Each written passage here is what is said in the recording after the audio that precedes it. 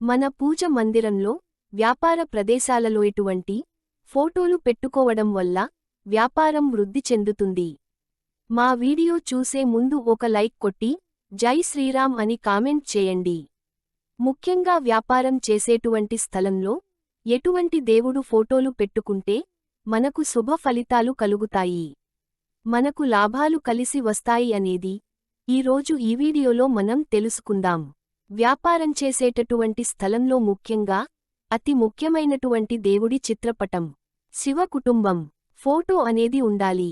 శివ కుటుంబం అంటే విఘ్నేశ్వరుడు, సుబ్రహ్మణ్యస్వామి, నందీశ్వరుడు, పార్వతీ పరమేశ్వరులు కలిసి ఉన్నటువంటి చిత్రపటాన్ని మనం వ్యాపారం జరిగేటటువంటి స్థలంలో ఉంచుకున్నట్లయితే శుభ ఫలితాలు అనేవి కలుగుతాయి.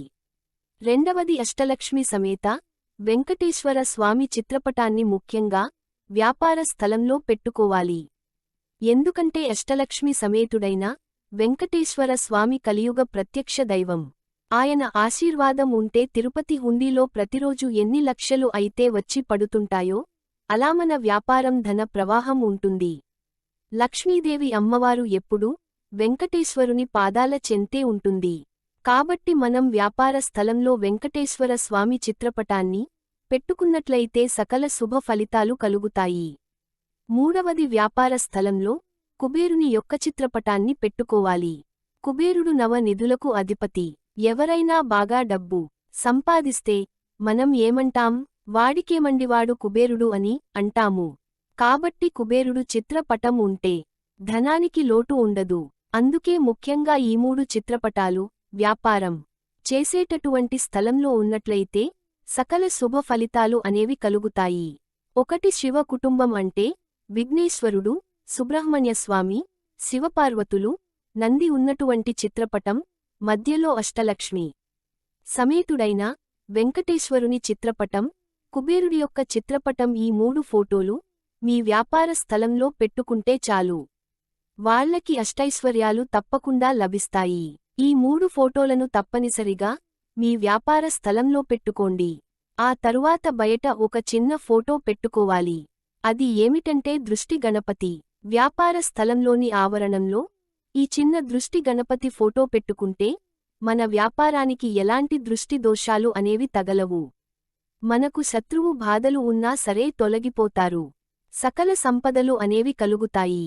ఈ ఫోటోలను వారానికి ఒకసారి శుభ్రంగా తుడిచి కుంకుమ, గంధము బొట్లు పెట్టి ప్రతినిత్యము కూడా 4 పువ్వులతో చిత్రపటాన్ని పూజించండి. 2 అగర్బత్తులను వెలిగించి మనస్ఫూర్తిగా నమస్కారం చేసుకోండి. స్వామీ, నా వ్యాపారంలో సకల శుభాలు కలగాలి, అష్టైశ్వర్యాలు రావాలి.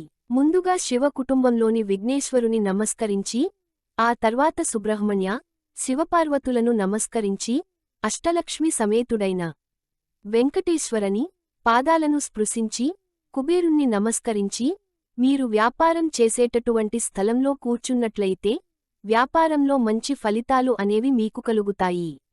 ఇంట్లో ఎటువంటి దేవుడు చిత్రపటాలు పెట్టుకోవాలంటే ఇంట్లో కూడా తప్పనిసరిగా ముఖ్యంగా శివ కుటుంబం ఫోటో అనేది ఉండాలి. ఇంట్లో ఎప్పుడూ కూడా శివుడు ఒక్కరు ఉన్నటువంటి చిత్రపటాన్ని గాని లేదా పార్వతీదేవి ఒక్కరు ఉన్నటువంటి చిత్రపటాన్ని ఉండకూడదు. సృష్టికి మూల దంపతులైనటువంటి పార్వతి పరమేశ్వరులను ఇద్దరినీ కలిపి పూజించాలి. లేదా అర్ధనారీశ్వరుని ఫోటో గాని మీ ఇంట్లో పెట్టి పూజించినట్లయితే శుభ ఫలితాలు అనేవి కలుగుతాయి. శ్రీరామ పట్టాభిషేకం గల చిత్రపటాన్ని కూడా ఇంట్లో పెట్టుకోవచ్చు.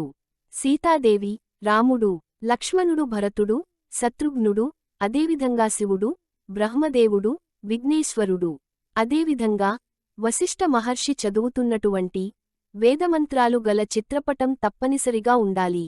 సీతారామ పట్టాభిషేకం గల చిత్రపటాన్ని మన పూజామందిరంలో పెట్టుకుని పూజించినట్లయితే ఆ ఇంటికి శ్రీరామరక్ష ఉంటుంది. శ్రీరామరక్ష సర్వ జగత్తు రక్ష. శ్రీరాముని ఏ ఇంట్లో అయితే పూజిస్తారో ఆ ఇంటికి ఆంజనేయ స్వామి వారే కాపలాగా ఉంటారు. ఎప్పుడూ కూడా శ్రీరాముడు ఒక్కరు ఉన్నటువంటి ఫోటోని పొరపాటున కూడా పెట్టుకోకండి. శ్రీరాముడు ఒక్కరే కావాలంటే మీరు శూర్పణఖ అవుతారు. అదే సీతాదేవి ఒక్కరే కావాలి అనుకుంటే మీరు రావణాసురుడు అవుతారు. అదే సీతారాములు కావాలి అనుకుంటే ఆంజనేయ స్వామి వంటి భక్తుడు అవుతారు. లక్ష్మీ నరసింహ స్వామి చిత్రపటాన్ని ఇంట్లో పెట్టుకోవచ్చా అంటే కొందరికి ఇలవేల్పుగా లక్ష్మీనరసింహస్వామి ఉంటారు కాబట్టి ఆ చిత్రపటాన్ని కూడా పెట్టుకోవచ్చు. ఉగ్రస్వరూపుడైన లక్ష్మీనరసింహస్వామి చిత్రపటాన్ని ఇంట్లో అస్సలు పెట్టుకోకండి. ప్రహ్లాదుడు లక్ష్మీదేవి నరసింహస్వామి తొడ మీద కూర్చొని ప్రసన్నవదనంతో అభయహస్తం చూపిస్తున్నటువంటి చిత్రపటాన్ని పెట్టుకోండి. పూజా మందిరంలో ముఖ్యంగా ఉండవలసిన మరొక ఫోటో ఏమిటంటే లక్ష్మీ వెంకటేశ్వర స్వామి. ఏ ఇంట్లో అయితే లక్ష్మీ వెంకటేశ్వర స్వామి ఫోటో అయితే ఉంటుందో ఆ ఇంటిలో సంపదలు అనేవి తరతరాలైనా సరే తరిగిపోవు. నిత్య కళ్యాణ చక్రవర్తి అయినటువంటి శ్రీనివాసుని ఏ ఇంట్లో పూజిస్తారో సాక్షాత్తు లక్ష్మీదేవి అమ్మవారు కొలువై ఉంటారు. వెంకటేశ్వర స్వామి ఫోటో లేనటువంటి ఇల్లే కాదు అని అన్నారు పెద్దలు. కాబట్టి లక్ష్మీనారాయణులు అయినా లక్ష్మీ వెంకటేశ్వర స్వామి చిత్రపటాన్ని అయినా ఇంట్లో పెట్టుకోవచ్చు. లక్ష్మీదేవి కూర్చున్నటువంటి చిత్రపటం అయితే చాలా మంచిది. లక్ష్మీదేవి అమ్మవారు నిల్చున్నటువంటి చిత్రపటమనేది ఇంట్లో ఉంటే మంచిది కాదు. లక్ష్మీదేవి అమ్మవారు ఎప్పుడు కూర్చుని ఐశ్వర్యాన్ని ప్రసాదిస్తున్నటువంటి చిత్రపటాన్ని పూజించినట్లయితే సకల శుభాలు కలుగుతాయి. సరస్వతీదేవి అమ్మవారి చిత్రపటం ఉన్నా కూడా మంచిది. సరస్వతీదేవి చిత్రపటం ఉంచి పూజించినా ఆ ఇంటిలో పిల్లలు విద్యావంతులుగాను బుద్ధిమంతులుగాను ఉంటారు.